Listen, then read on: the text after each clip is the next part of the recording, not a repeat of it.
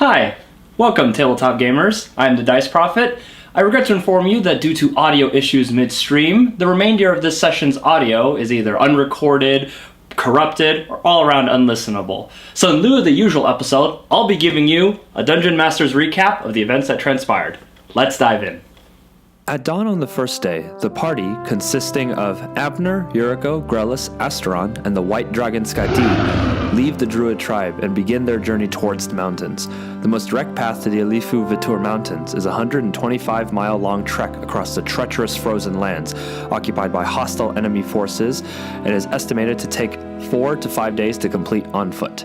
After packing enough food, water, and general supplies to survive the trip, the party travels forth into the wilderness. Grellis decides to fly by himself, while Yuriko flies atop her newly reincarnated phoenix Philomena. Asteron takes up Skadi's offer and rides upon the dragon's back, but not before having a short conversation with Abner. You know, I can see through Azula's eyes. That's an interesting trick you've learned. It's not a trick. It's powerful nature magic. It can only be done with a creature you have a close bond with. Azula's not a slave. She's family to me. Fair enough. I'm telling you this because I need you to understand. If you ever threaten Azula's life again, I'll bleed you dry and leave your body in the woods. You talk big for such a small man. Abner is unwilling to part with his beloved dire wolf companion once again, so he rides across the snowscape atop Azula's back for the duration of the trip. After several hours of unbroken travel, the party finds a suitable spot to set up camp. Asteron decides to blow off some steam and embarks on a solo hunt as the party watches indifferently. After a brief struggle, the Minotaur single-handedly slays a moose, demonstrating his strength and bravado for all to see.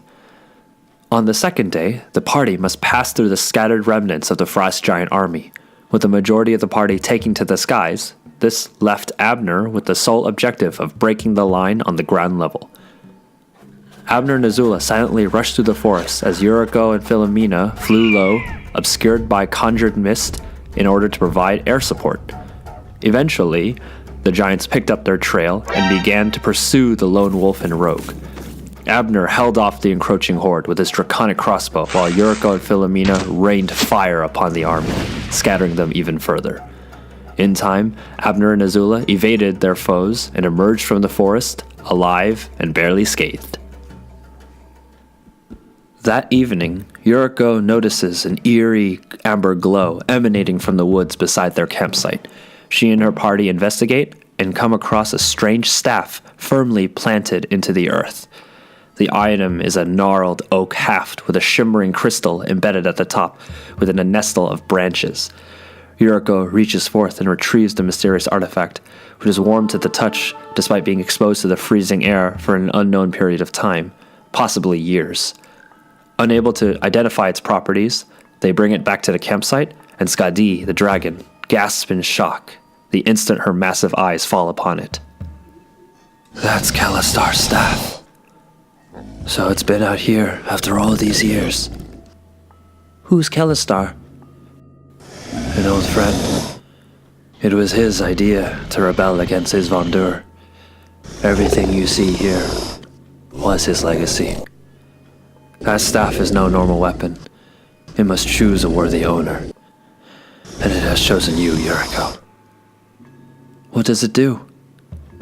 As the staff imbues you with might, it shall also steal strength from your enemies, making their attacks weak and ineffective.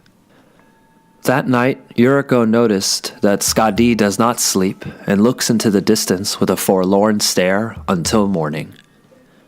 On day 3 of their journey, by midday, the party is racked by a massive snowstorm that makes travel impossible, so they retreat into a deep cave for shelter from the potentially lethal frost. Inside, everybody fails their perception and nature checks, culminating in Abner falling headfirst into a den of frost wolves and almost getting mauled to death before Azula intervenes.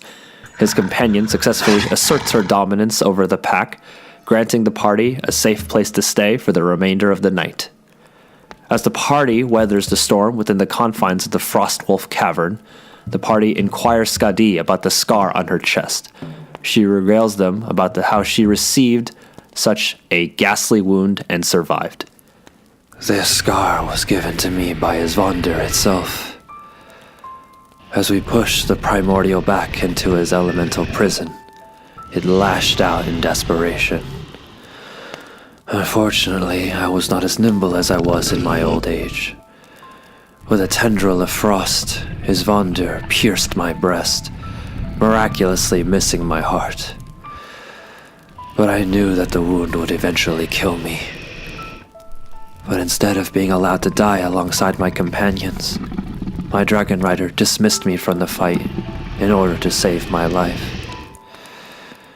I awoke several days later, covered in ice and snow, at the base of the mountains once more. My friends had completed their task, and Isvander was forever sealed away in his prison. But I was now alone. How ironic that I, the one who deserved to die the most, was the sole survivor. Yuriko openly admits that she would be sad to see Skadi die, but realizes that she must acquire the White Dragon's heart if she is to complete her epic destiny and restore her lost people.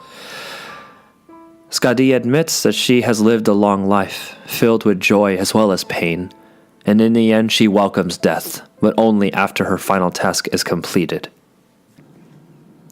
Dawn breaks on the 4th day, and the group awakens to a landscape blanketed in fresh snow.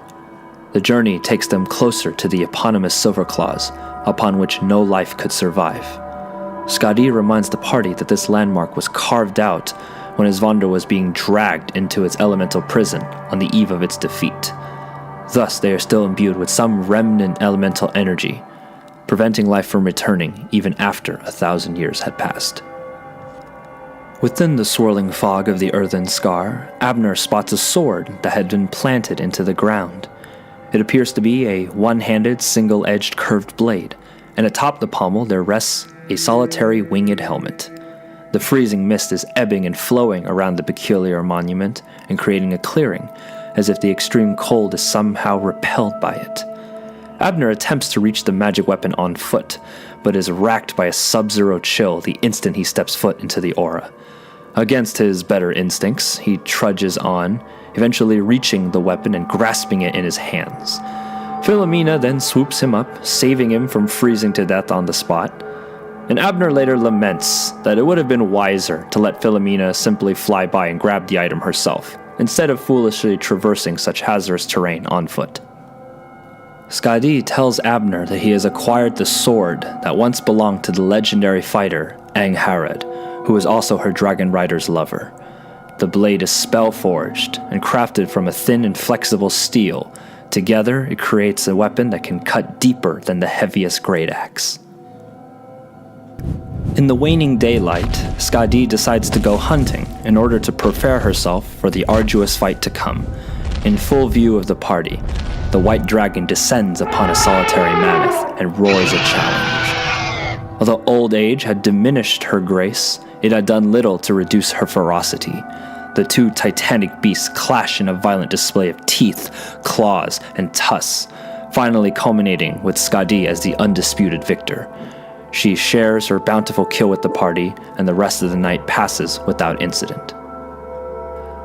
Alas, on the 5th and final day, the party arrives at the base of the Lifu Vitor Mountains. Before the iced-over obelisk, there are the remnants of some long-destroyed stone buildings, as well as countless frozen bodies. Skadi tells them that this is where the armies of the Flamebrand sedition held their last stand against Isvander. To ensure their safety, the party scours the ruins for signs of enemy activity, and thankfully find none.